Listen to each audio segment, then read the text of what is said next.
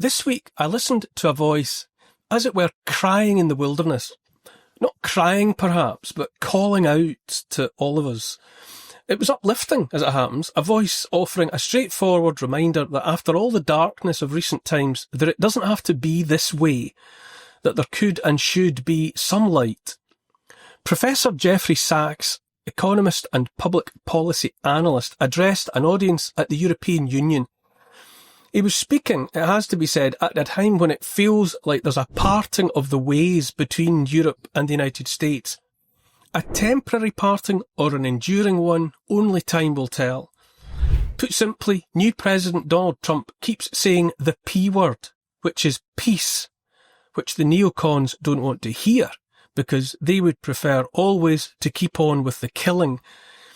In an article on their website a day or so ago headlined, US sides with Russia in UN resolutions on Ukraine, the BBC sounded an essentially anti-US note, certainly anti-Trump.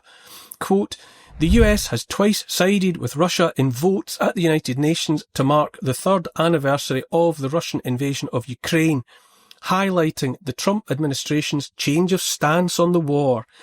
First, the US opposed a European-drafted resolution condemning Moscow's actions and supporting Ukraine's territorial integrity, voting the same way as Russia and countries including North Korea and Belarus at the UN General Assembly in New York. Then, the US drafted and voted for a resolution at the UN Security Council which called for an end to the conflict but contained no criticism of Russia. The Security Council passed the resolution, but two key US allies, the UK and France, abstained after their attempts to amend the wording were vetoed. The UN resolutions were tabled as French President Emmanuel Macron visited President Donald Trump at the White House in an attempt to address their sharp differences over the war. On Thursday, British Prime Minister Sir Keir Starmer will likewise visit the new American leader. Trump's White House has upended the transatlantic alliance, said the BBC, currying favour with Moscow and casting doubt on America's long-term commitment to European security. But back in the EU, Professor Sachs offered a different viewpoint. Europe has a vocation that is rather different from the American tradition and frankly, from the Anglo-Saxon tradition, because it's been 200 years of Anglo-Saxon hegemony or aspirational hegemony. The British still believe they run the world. It's amazing what nostalgia means. They don't even stop.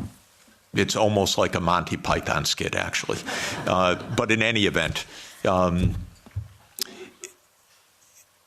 where was I? I'm thinking of Monty Python when the knight gets all his limbs cut off and says, everything's fine, I'm victorious. That's Britain, unfortunately. The humour, the Monty Python reference, was welcome light relief. And then he offered a reminder that while hawks and neocons lament the ending of a war and so seek to stoke the flames, that with a different mindset, the world could be altogether different. I do believe that we could be in a true age of abundance if we got our heads on straight. We could transform the planet. We could protect the climate system. We could protect biodiversity. We could ensure every child gets a good education. We could do so many wonderful things right now. And so what do we need to do that? In my view, we need peace, most importantly. And my basic point is there are no deep reasons for conflict anywhere. As every conflict I study is just a mistake. We are not struggling for Lebensraum. That idea that came from Malthus and that became a Nazi idea was always a wrong idea. It was a mistake, a fundamental intellectual mistake. An intellectual mistake, by the way, because leading scientists adopted the idea that we had race wars, we had national wars, we had wars of survival because we don't have enough on the planet. As an economist, I can tell you we have plenty on the planet for everybody's development. Plenty. We're not in a conflict with China. We're not in a conflict with Russia. If we calm down, if you ask about the long term is very good, thank you. The long term, if we don't blow ourselves up, is very good. The prospects are very positive if we construct the peace. Imagine a world of abundance if we construct the peace. Not just peace in Ukraine or peace in the Middle East, but peace everywhere. Consider the possibility that Sachs is right and that all wars are a mistake. It's so surprising to hear an evidently thoughtful and clever person talk about peace now, about world peace, that it's almost shocking. Having learned that the US economy has been predicated on war anywhere and everywhere, since at least 1963, when the deep state and the military-industrial complex allegedly, let's say, conspired to murder John F. Kennedy, clearing the way for escalation in Vietnam and every conflict that followed in its train, it can feel as though the juggernaut of war could not and therefore would not stop, not ever. But then you listen to someone like Sachs speak after a lifetime of experience, quietly and without hyperbole or drama of any sort.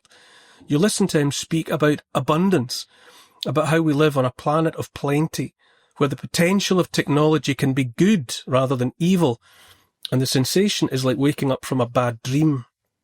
Sachs talked about how intellectuals have, for about as long as there have been intellectuals, insisted that it's people that are the problem. Too many people, other people, the wrong sort of people. In this way are people set at each other's throats on the grounds of race, religion, political ideology. Aristotle had the same thought in the 4th century BC, and it has persisted in one form or another ever since.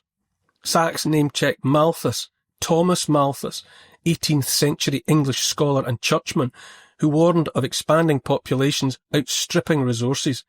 By the 1960s, a thinker like Gerard Hardin was lamenting what he called the tragedy of the commons and predicting that people left unchecked in their behaviour and aspirations only end up spoiling everything. Stanford University professor Paul Ehrlich's The Population Bomb was similarly bleak in its predictions, insisting that if we didn't do something about population growth, humanity was doomed, and he predicted that doom before the end of the 1970s. On and on, a litany insisting that other people are always the problem, which inevitably leads to the rise and popularity of those convinced they know precisely the sort of people that need to be got rid of, as well as how it might be done. As well as Malthusianism, there is the pseudoscience of eugenics preached by those that think the stock of the human race could and should be improved by ruthless intervention. Out of eugenics comes transhumanism, the conviction that humankind is limited by its biology and so must be merged with technology. This is the root and inspiration of the anti-human agenda that has got us to where we are now, terrified of one another, hating one another, and increasingly ready to cheer on the notion that everything would be better if we could just get rid of those people there. We're in such need of a cure for the fear because it's chronic fear that's being fed to us. Manufactured crisis follows manufactured crisis, just as war follows war. The Daily Mail carried this headline a few days back. New coronavirus with potential to cause pandemic discovered in China. Is there really? I ask myself. How convenient for those stoking the fires of fear and loathing. Quote, in scenes eerily reminiscent of the beginnings of COVID, researchers at the infamous Wuhan Institute of Virology detected the new strain living within bats. Talk about déjà vu. Quote, HKU5-CoV-2 is strikingly similar to the pandemic virus, sparking fears that history could repeat itself just 2 years after the worst was declared over. The new virus is even closer related to MERS, a deadlier type of coronavirus that kills up to a third of people it infects. MERS is a contagious respiratory illness spread from animals to humans and from human to human. It causes fever, cough, shortness of breath, diarrhea and vomiting, and can be fatal in severe cases. Only 2 patients in the US have ever tested positive for MERS, both in May 2014, and each case was linked to travel from the Middle East. There is no vaccine against the virus. No vaccine. Run for your lives. Whoever will save us. Will it be Pfizer? Will it be Bill Gates? But as Jeffrey Sachs reminds us, it doesn't have to be this way. We can turn away from those who want war after war. We can stop believing the fear-mongering propaganda that insists that on account of how many people there are, people moving all over the place, that we're condemned to one pandemic after another, and so one jab after another. We can stop listening to those who say there are too many of us. Stop listening to the anti-humanists who view humankind as an infestation in need of eradication. We could be living in a time of abundance, a time of plenty for all, a time of peace. Imagine that.